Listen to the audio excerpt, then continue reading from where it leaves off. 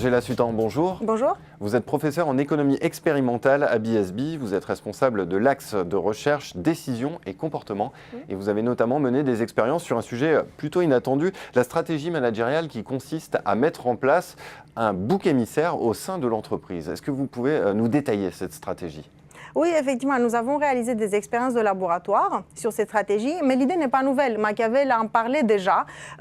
Lorsque la délégation est effective, c'est une stratégie managériale efficace parce que tout simplement, elle vous permet de préserver votre capital social tout en mettant en place des décisions qui sont peut-être impopulaires pour ceux qui sont en face de vous, mais qui sont peut-être nécessaires à l'entreprise. En revanche, il n'est pas possible tout le temps, de vraiment déléguer la décision. Des fois, vous avez besoin quand même de garder une main de fer et de garder le pouvoir derrière.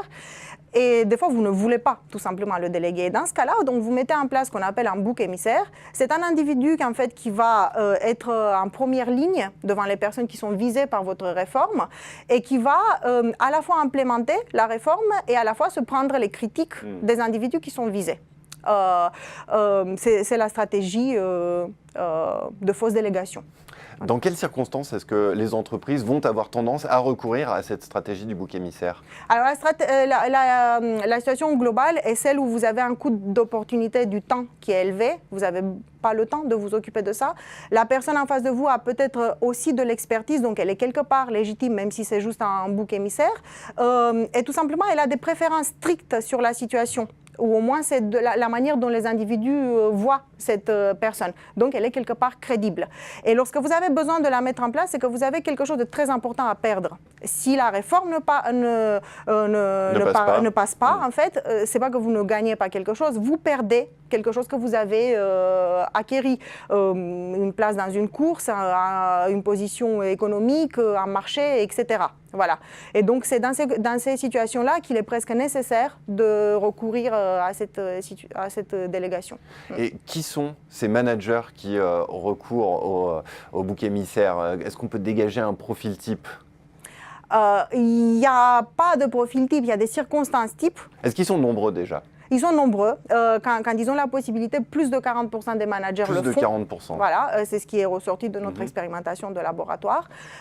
Et quand ils ont recours en plus à faire de la délégation à de l'intelligence artificielle, donc pas un humain, mais avec de l'intelligence artificielle, ils sont encore plus nombreux. Plus de 50% des managers y ont recours. En revanche, bon, l'intelligence artificielle va toujours dire oui, mais les humains, il y en a certains qui s'y opposent au rôle de bouc émissaire. Tout le monde n'accepte pas d'être dans ce rôle. Nombreux sont ceux qui l'acceptent, mais il y en a qui n'accepteront pas le rôle. Donc, ce n'est pas toujours facile de trouver votre bouc émissaire si vous en avez besoin. Oui, mais ceux qui acceptent, est-ce que là, on peut dégager un profil type ? Est-ce qu'il y a des caractéristiques qui font qu'on peut endosser facilement, voire même avec plaisir, ce rôle de bouc émissaire ? Malheureusement, oui, il y a pareil des caractéristiques qui font que les personnes qui sont en situation de course, qui ont quelque chose à perdre, vont l'accepter plus facilement. Et plus on est vulnérable et plus on est dans une construction sociale stéréotypée, plus on l'accepte. Donc un petit bémol, je sais qu'il n'est pas politiquement correct, mais on est plus susceptible de l'accepter si on est une femme qu'un homme, tout simplement de par la construction sociale. Est-ce que vous auriez des conseils pour éviter justement de tomber dans le piège et d'être désigné bouc émissaire dans une organisation ?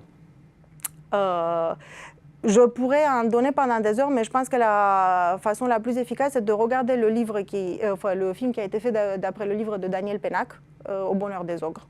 Ah bien, merci beaucoup pour cette recommandation. Merci Angela Sutan. Merci à vous.